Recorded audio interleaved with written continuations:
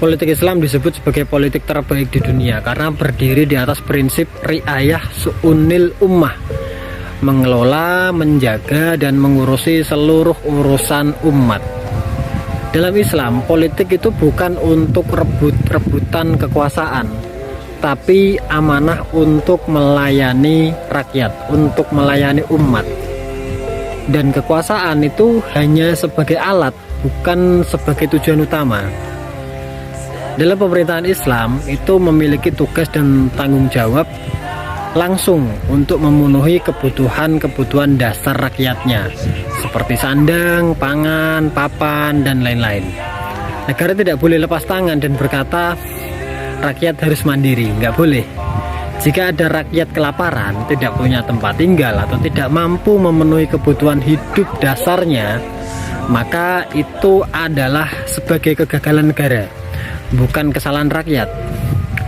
Selain kebutuhan individu, dalam negara Islam itu juga mewajibkan memenuhi kebutuhan yang bersifat kolektif.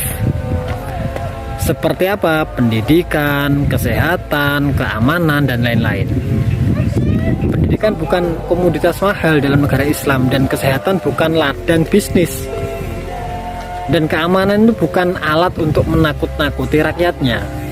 Semua itu adalah haknya rakyat yang harus dijamin oleh negara. Maka coba lihat, bandingkan dengan politik yang berjalan hari ini. Politik lebih sering menjadi alat memperkaya diri, lebih sering dijadikan untuk pemulus bisnis dan tangga menuju kehidupan mewah. Jabatan itu dikejar bukan untuk mengabdi, tapi untuk fasilitas, untuk kekuasaan, dan untuk memperkuat jaringan-jaringan bisnis. Negara sering kalah oleh kepentingan pemodal, sementara rakyat itu disuruh sabar, disuruh nerimo, seperti itu. Di tengah penguasa yang hidup nyaman, rakyat masih terjebak dalam jurang kemiskinan.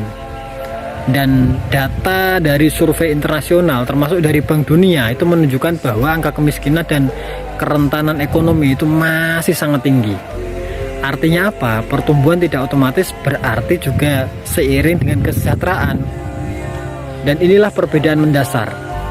Politik Islam itu menjadikan kekuasaan sebagai amanah yang akan dipertanggungjawabkan kelak di hadapannya Allah. Dan politik hari ini itu sering menjadikan kekuasaan sebagai alat untuk menikmati dunia.